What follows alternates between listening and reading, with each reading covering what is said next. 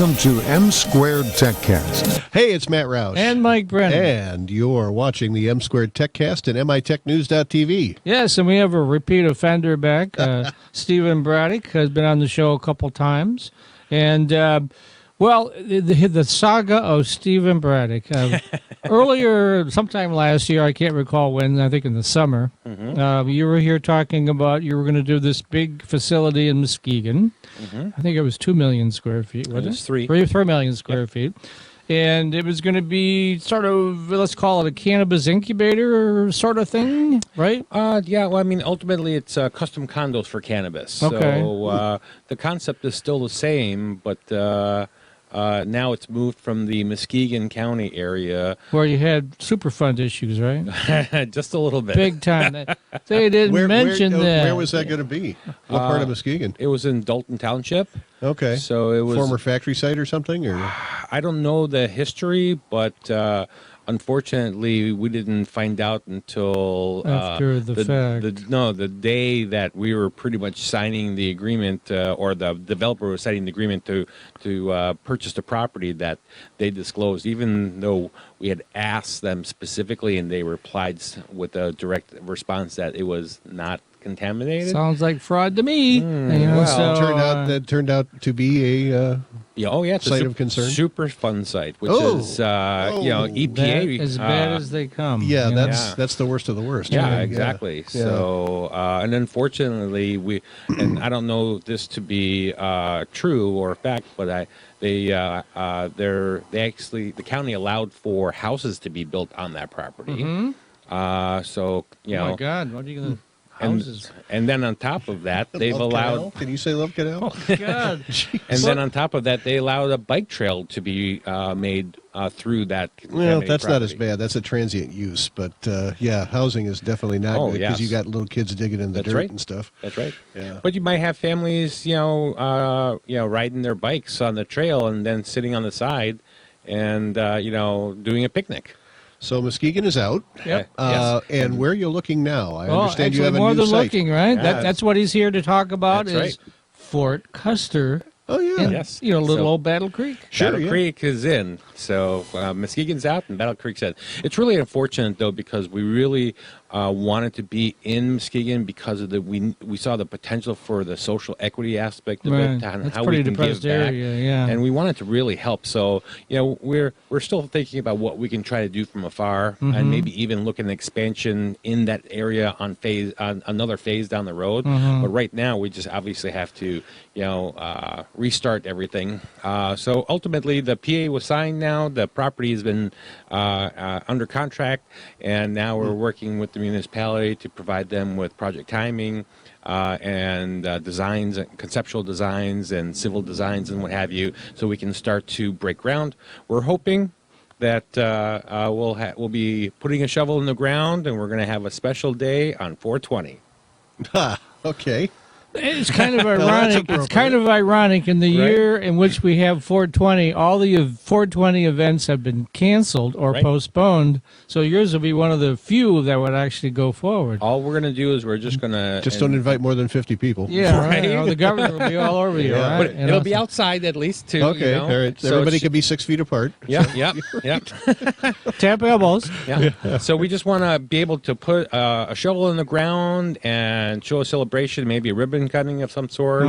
Is the governor coming? Well, we'll see. I think that it'll be an important factor for her, just because of the fact that this is going to be the largest facility in the state of Michigan when it comes to cannabis. So tell me a little bit about the site. You're looking at 5 million square feet now eventually instead of 3 in Muskegon. So what is the acreage of the overall site? So the acreage is 100 square feet. 100 acres total. 100 acres. But it's going to be 5 million square feet. But within that 100 acres, it's going to be 3 stories high. Oh, okay. I was wondering how you were going to pull that off in 100 acres. Yeah. So, and this is in that Fort Custer Industrial Park that Battle Creek has been working on forever, right? That is correct. It's part of the old military installation. That's there. right. Yep. So, there's, I think the property, we had it surveyed. There was some gun shells on the ground, things of that nature. We have to clean up, Sure. But outside of that, we've been told that it's a valid, clean property. Of course, we're going to do our own evaluation just to especially make sure. after your experience. That's right. That's right. Don't take their word, Right. So, but this is the not the military, but it's the city of Battle Creek. Right. Now, were you working with the city of Muskegon before? It was Muskegon County. Oh, okay. Yes. All right. So we were working with Dalton Township because it was Okay. on their property. Sure, got it. Okay. But this, I mean, I've been familiar. I was a million years ago. I was a reporter at the Kalamazoo Gazette and Okay. was pretty familiar with Battle Creek Unlimited and that Sure. whole redevelopment of that old military property into a really big industrial park. absolutely. So a guy named Jim Hettinger was in charge of it Old for Air years Force and years. Base or Air Yeah. National Guard or Yeah, it something, was Air right? Force. Yeah. Yeah. Well, and also Aviation partly training. Army. Yeah, Okay. yeah. Yep. Yeah, it was an Army training base in World Yeah. War II. So. Oh, okay. My brother actually works at Fort Custer, and his girlfriend actually works at the VA hospital right on the other side, right behind our property. So, Yeah. Wow. There's also the old Battle Creek Airport is there. It's a 10,000-foot runway, so shipping won't be a problem. right? Yeah, the airport is on the You property. land at Yeah. 747 there, Yeah, you know, right. Well, that's so- where actually Western Michigan has its College of Aviation there. Oh, Yes. is it? I didn't Yep. realize Yep. that. Yep. Yeah, they Okay. took over the old terminal Yep. so, All for right. the aviation Makes college. sense. Yep. So you sort of described it. It's going to be stacked up like if you go to one of those golf driving ranges and there's 3 levels kind of thing, right? Essentially, yeah. Yeah, And so- the nice part of it is if you want higher ceilings, I think the initial design is 13 or 14 feet per floor. Ceiling but- height, you mean. Ceiling height. So if you want to grow vertically, we can actually remove the entire floor of the second floor, so you can have that whole second floor if you want to grow height-wise versus linear-wise. So do you have like an anchor tenants? Yeah. We're working on that right now. So the first step is obviously breaking ground. People need Sure. to see the property. They need to know that we're breaking ground because obviously what happened before, it really kind of threw a curve into everything and the delays. But I think there needs to be a comfort zone for people before we can close on even an anchor tenant. But we have some people that have some interest. I think it'd be perfect for a multi-state operator once kind of waltz right in, right? That's really the key variable there because we've got 5 million square feet, Right. So we can support any size grower and or processor coming in from out of state and within the state as well. Anybody looking to expand into that area, or because it's so large, it's just for grow and processing. You bring in a secure transport, and then you can ship it anywhere in the state of Michigan. Yeah, we've had half a dozen of the secured transporters on the show, so I know Sure. there's a bunch of them out there. Oh yeah.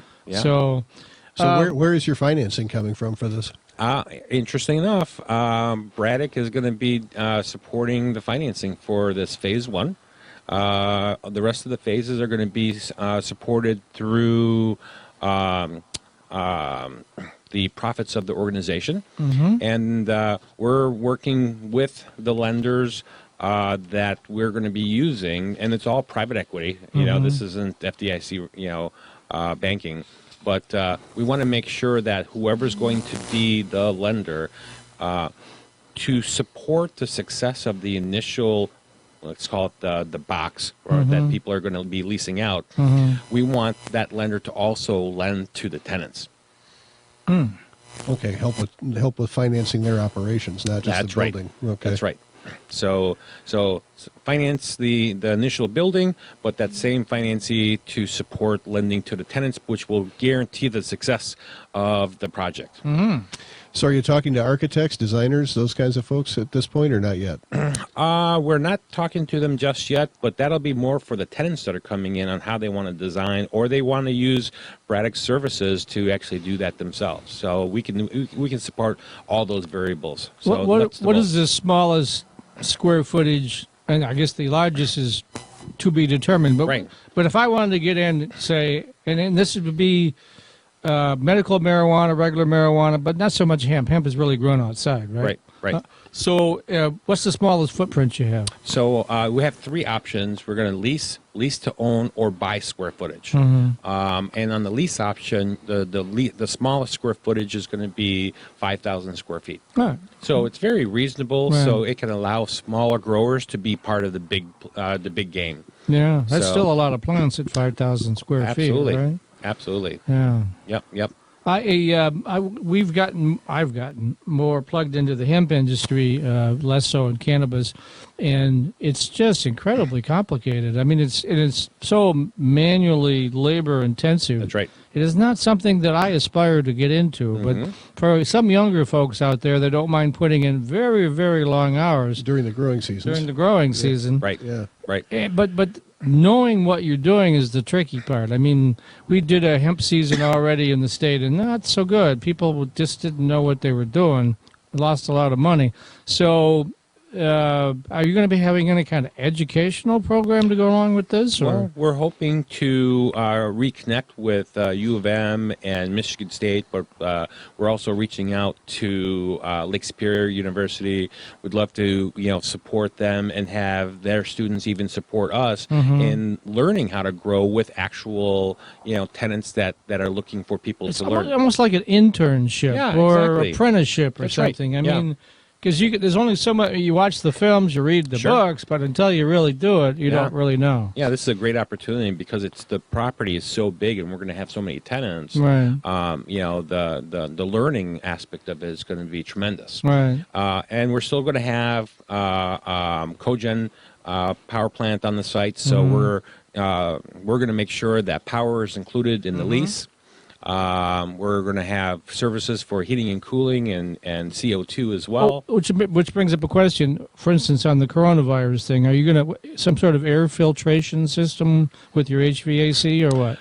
So anything that gets exhausted is going to go through either one of two steps. One is it's going to just be recirculated within the facility, bringing in fresh air from the outside as needed. But anything that's going to leave the facility, if at all, it's going to go through a carbon filtration system. Oh, good. Yeah. So you're And not even gonna smell any of that. coming in, you probably have all sorts of HEPA filters and all sorts of jazz, right? Yeah, and the HEPA filters really is for finite type fiber and, Right.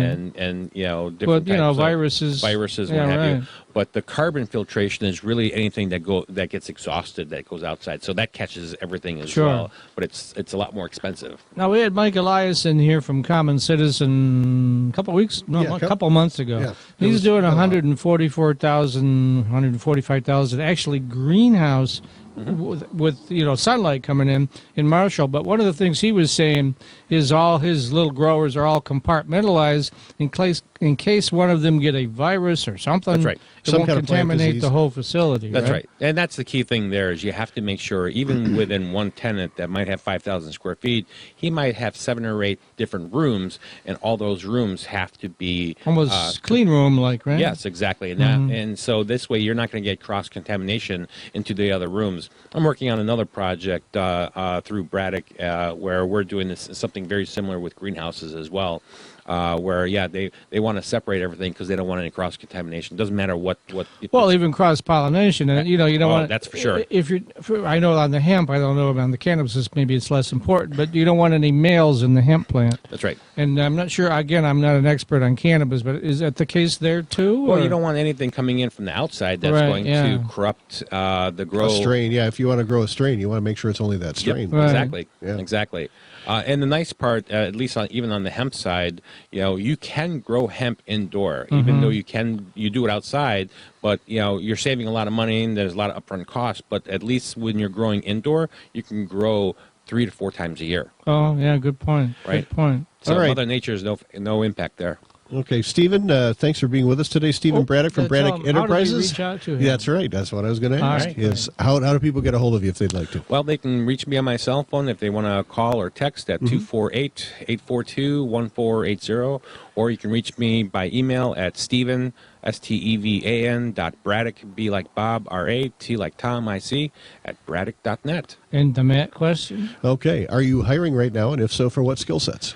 We are not hiring other than just sales reps. It's Okay. 100% commission-based opportunities, but they're very nice opportunities. Traditional Alright. four-year students love Lawrence Technological University's thriving campus life. But LTU has always met non-traditional students' needs too.